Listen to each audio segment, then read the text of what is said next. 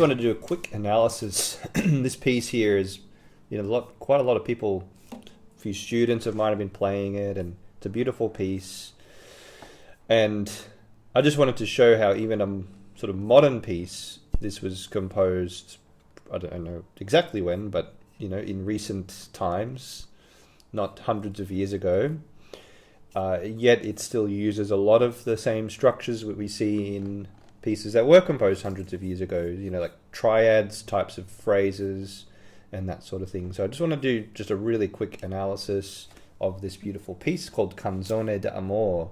And for CCG members who are watching, I hope it encourages you to, whenever you're playing a piece, to study it every Thursday. We have Theory Thursday. I mean, you can do it any time, but especially Thursday. Just look at your piece. Can you see any chords? Can you map out the form? Can you identify the key? There's like little things like this that they might seem trivial, but if you do it on a consistent basis, even once a week, your understanding of music will just skyrocket. You'll start to see the language. You'll start to understand music like a language. So I highly encourage you to study pieces, and that also enables you to learn pieces much faster as well. So you're not just stuck at the same rate of learning pieces. When you learn, you start to accelerate how you can learn pieces. So I strongly encourage you. We've got a great community. You'll see others posting their analysis of pieces, and it's wonderful. So let's just quickly have a listen to this piece. I'll play it for you.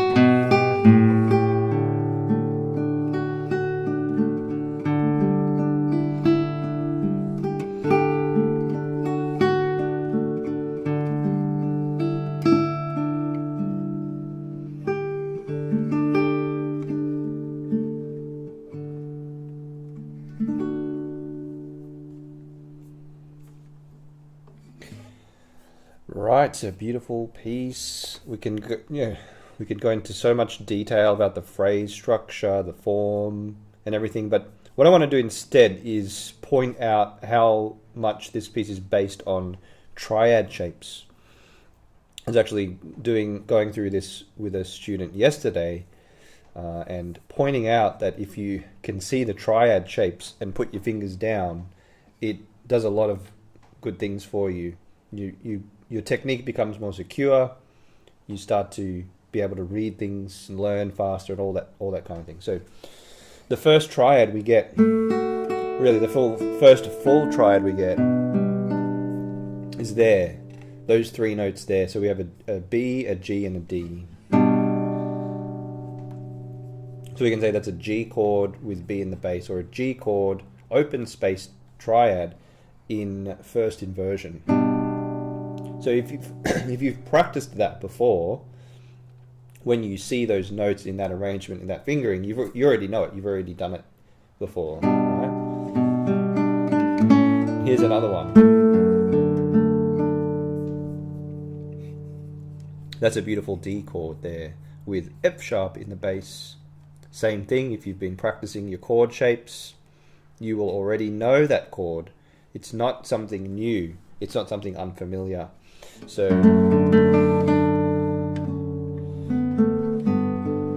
then we get another G chord here with G in the bass. Beautiful, right? Very open. And another D chord with F sharp in the bass. Then we get E, G, B, and G. So those can also be played all together. That creates a nice E minor shape.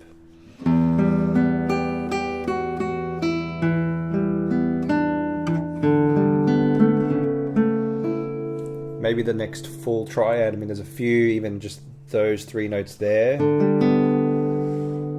is a G triad, open strings. These three notes here, we have an A with C sharp in the bass. All right.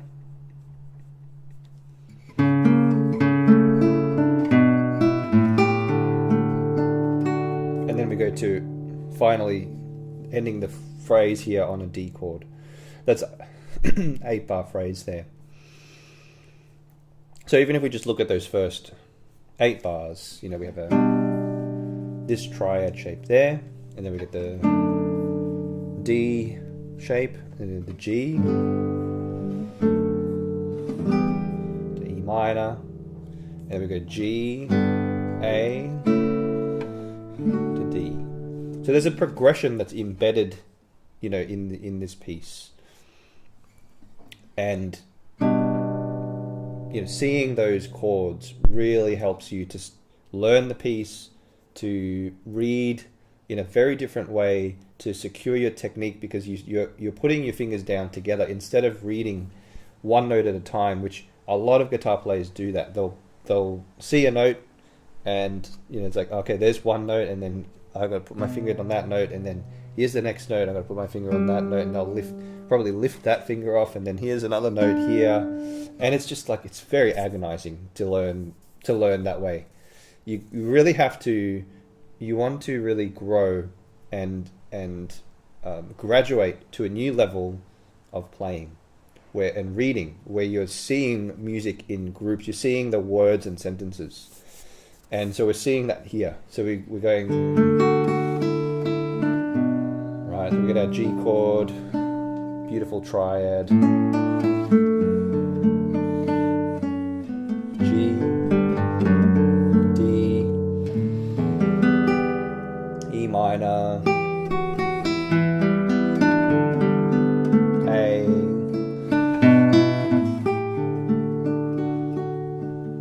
right. Well, you could even take those chords and practice.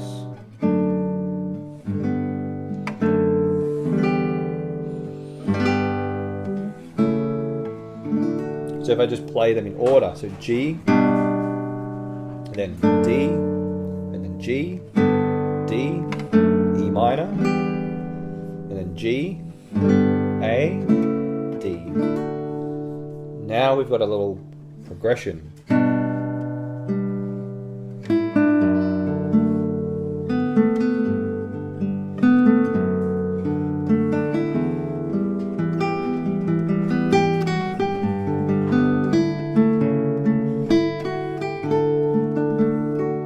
Now I'm playing with those chord shapes, and suddenly you open up from just like identifying chords. This is very much how language works, right? When we first learned language, it was just like we're just parroting, right? We hear a word and we say it, and we might not even know what it means necessarily, but we can start learning to speak.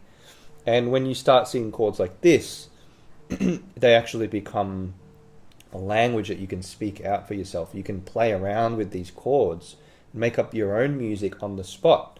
Now, it's not stealing at all, because Maria Linnemann and any other composer is basically doing the same thing.